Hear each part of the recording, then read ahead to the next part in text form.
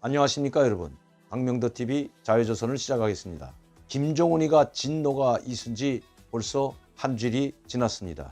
그런데 이 김정은의 진노가 김여정과 현송월의 권력 다툼으로 번지고 있다고 합니다. 제가 언젠가 여러분들께 조영원과 현송월의 권력 다툼에 대해서 말씀드린 적이 있습니다. 바로 조영원은 당정연의 조직지도부 일부 부장이면서 당정연의 내부 당위원회를 책임진, 즉 본부당이라고 하는 그 책임비서 역할도 함께 하고 있다는 말씀 드린 적이 있습니다. 그런데 이 현송월이 김정은의 의자를 빼주고 이어주는, 즉 당정연의 선전부 총괄 부부장의 역할을 벗어나 김정은의 경호실장 역할까지 하면서 아니 꽃 눈초리를 돌리게 됐다는 것 방송한 적이 있습니다.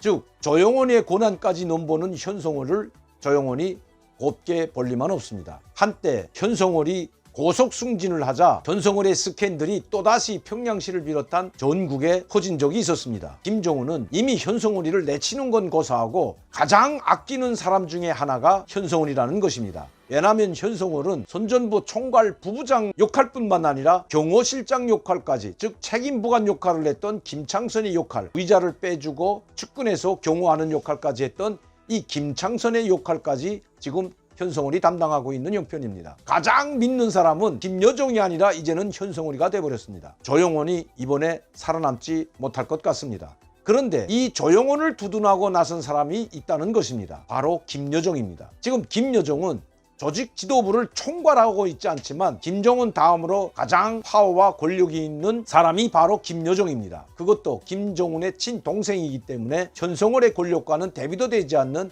그런 권한과 권력을 가지고 있는 것은 틀림이 없습니다. 아무리 친동생이라고 하지만 친동생에게 할 말이 있고 못할 말이 있는 것도 사실입니다. 그 할 말 못한 말을 다 할 수 있는 상대가 바로 현송월이라는 것입니다. 김여정은 한때 현송월과 사이가 상당히 좋고 현송월을 직접 챙겨도 주었지만 이제는 라이벌 의식을 느끼고 있다고 합니다. 다시 말씀드리면 김정은에게 가장 쉽게 접근하고 김정은을 자주 만날 수 있고 매일 만날 수 있는 사람이 김여정이 아니라 바로 현송월이기 때문입니다. 김여정은 조직지도부 부장은 아니지만 조직지도부를 총괄하면서 자기 밑에 바로 조영원 일부부장을 두고 있다는 것입니다. 이 조영원 일부부장은 김여정의 직계 부하라고 해도 과언이 아니라는 것입니다. 그런데 이번 김정은의 진노는 본부당을 맡고 있는 조영원 조직부 제1부부장을 노리고 있기 때문에 살아남기가 쉽지 않다는 것입니다. 그런데 여기에 더불어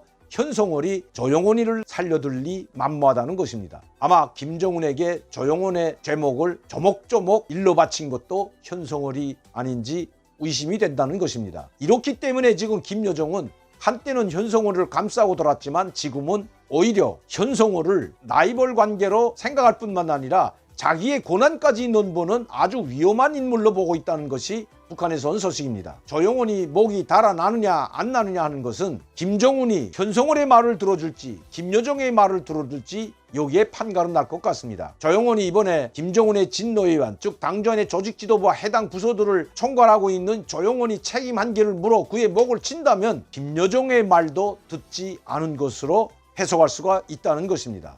즉 현송월의 손을 들어줬다고도 볼 수 있다는 것입니다. 그렇게 되면 아마 김여정과 현송월은 더욱 치열한 권력 다툼이 일어날 것으로 보여집니다. 누구 하나인가는 아마 김정은 주위에서 사라질지도 모른다는 것입니다. 이 소문이 지금 당중앙위원회를 비롯한 북한 간부들 속에 파다하게 퍼져 있다고 합니다. 그만큼 현송월은 북한 대중에게는 잘 알려져 있지 않지만 간부들 속에서는 눈에 듯 가시로 알려져 있다는 것입니다.